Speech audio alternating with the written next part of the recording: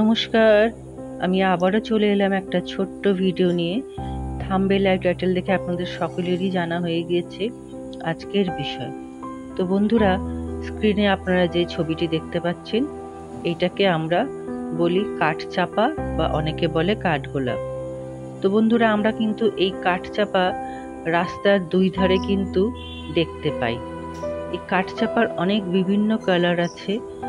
যার যে কালার পছন্দ তারা সেই পছন্দ অনুযায়ী নিজেদের বাগানে তারা প্রতিষ্ঠিত করে। তো বন্ধুরা, এই কাঠচাপা কিন্তু ভীষণ কষ্ট সহিষ্ণু গাছ। এরা বেশি জল একদম পছন্দ করে না, বেশি খাওয়ারও কিন্তু একদম পছন্দ করে না। তাই জন্য বন্ধুরা দেখবেন রাস্তার দুধারে এদেরকে রাখা হয়, এদের খুব একটা পরিচর্যার প্রয়োজন হয় না। তো বন্ধুরা, আজকে আমি যেই বিষয়টি নিয়ে আপনাদের সঙ্গে কথা বলবো, এই কাঠচাপাতে এখন কিন্তু সেরকম ভাবে ফুল আসছে না। তো কেন ফুল আসছে না কাঠচাপাতে, সেটাই আমি আপনাদেরকে দেখাবো বা বলবো। এই কাঠচাপা গাছটা দেখতে পাচ্ছেন, এই পাতার মধ্যে এই যে কালো ছিটছিট যেগুলো হয়, এটা আপনি যতই ফাঙ্গিসাইড দেবেন না কেন, এর জন্মগত সেটা রোগ যেটা বলতে পারেন, বর্ষাকালে এই ছিটছিট আসবেই। সুতরাং এটা নিয়ে কিন্তু চিন্তার কোনো বিষয় নেই।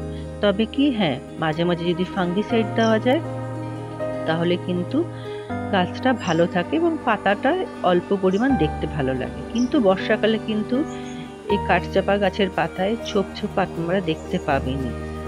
আপনাদের আবারও বললাম, এই নিয়ে কোনো চিন্তার কারণ নেই। এবার যেটা বলছি, দেখুন আমার এই কাঠচাপা গাছটার মধ্যে অনেক পরিমাণে পাতা হয়ে রয়েছে। তার কারণটা কি, এই দেখুন, অতিরিক্ত নাইট্রোজেনের জন্য পাতার অনেক বৃদ্ধি হয়েছে। বৃষ্টির জলে নাইট্রোজেন থাকে, এই নাইট্রোজেনের জন্য এই ডালগুলোর মধ্যে অতিরিক্ত পাতা চলে এসছে। এবার অতিরিক্ত পাতা চলে আসার জন্য কি হয়েছে, গাছ কিন্তু এবার তার পাতা বৃদ্ধিতেই মনোনিবেশ করেছে। সে তখন তার ফুলের জন্য তার কোনো চিন্তা ভাবনা নেই।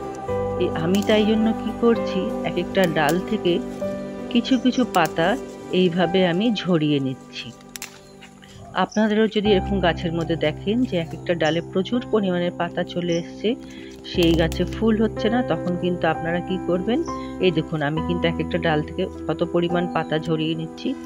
আপনারাও কিন্তু ঠিক এই পদ্ধতি গ্রহণ করবেন। কিছু পাতা আপনারা এরকম হাত দিয়ে ঝরিয়ে নেবেন। তাহলে কি হবে, গাছ অনেক হালকা হবে।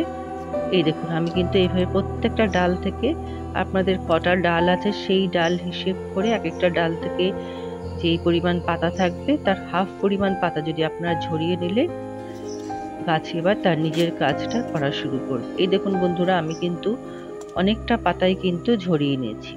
আপনারাও ঠিক এইভাবে কিন্তু পাতাগুলো ঝরিয়ে দেবেন।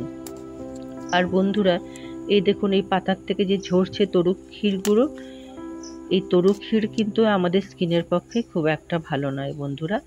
এটা একটু সাবধানে আপনারা ধরবেন। এই দেখুন আমি পাতাগুলো কিন্তু পুরো ঝরিয়ে নিচ্ছি, মানে ভেঙে নিচ্ছি ডালগুলো। ডাল থেকে আমি পাতাগুলো প্রত্যেকটা পাতা ঝরিয়ে নিচ্ছি। প্রত্যেকটা দেখুন 8-10টা করে আমি পাতা ঝরিয়ে নিচ্ছি বন্ধুরা। আপনারা ঠিক একই প্রকারে এইভাবে কিন্তু কাজটি করবেন বন্ধুরা। তাহলে দেখবেন, আমি আশা করব আপনাদের গাছে ফুল চলে আসবে। কারণ কি, এবার আর পাতা সেরকম না থাকার জন্য গাছ কি করবে, গাছ এবার তার ফুল বা কড়ি আনার আস্তে আস্তে চেষ্টা করবে। এই দেখুন বন্ধুরা, আমি কতটা পাতা ছড়িয়ে নিচ্ছি। গাছ কিন্তু অনেকটা হালকা হয়ে গিয়েছে।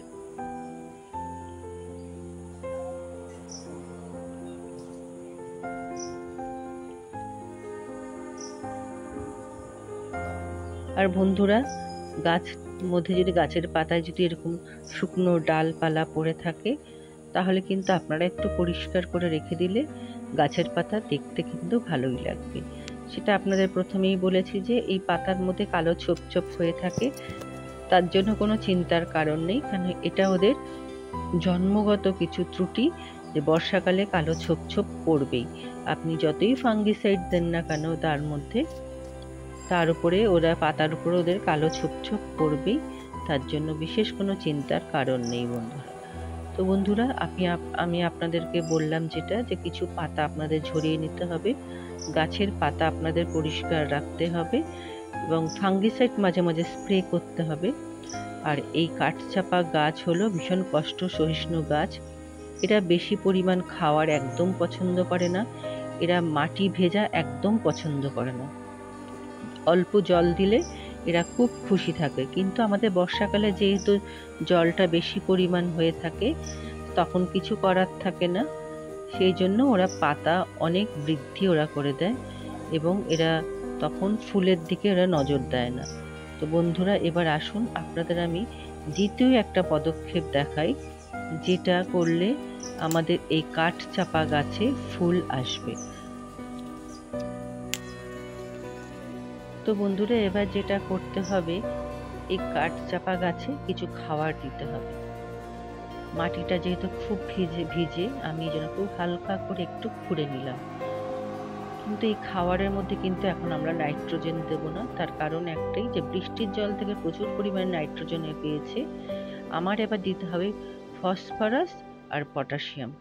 তো বন্ধুরা, এবার সেটা আমি কি দেব সেটা দেখুন। বারবার বলছি, মাটির কিন্তু খুব আলগা করে আপনাদের একটু খোঁড়াই করে নিতে হবে। এই দেখুন, আমি দিয়েছি এটা পটাশ এবং সিঙ্গেল সুপার ফসফেট। একটাতে আসবে পটাশিয়াম, একটাতে আসবে ফসফরাস, কারণ আমাদের নাইট্রোজেনের প্রয়োজন নেই বন্ধুরা। এবার এই পটাশিয়াম আর সিঙ্গেল সুপার ফসফেট মিশিয়ে একসঙ্গে এই টবের মাটিতে আমি দিয়ে দেব বন্ধুরা। এই দেখুন, আমি ভালো করে আমি টবের মাটিতে এটা মিশিয়ে দিচ্ছি। আপনারাও ঠিক এভাবে আলগা আলগা করে টবের মাটিতে চারিদিকে আপনারা ছড়িয়ে দেবেন।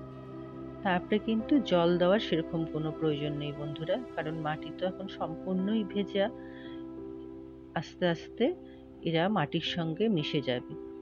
বর্ষাকালে আমি সাধারণত কেমিক্যাল সার দিয়ে থাকি, তার কারণ একটা, এই সময় যদি আমি জৈবিক সার দিই তাহলে কি হয়, মাটির গাছের গোড়ায় ফাঙ্গাস লেগে যাওয়ার সম্ভাবনা থাকে।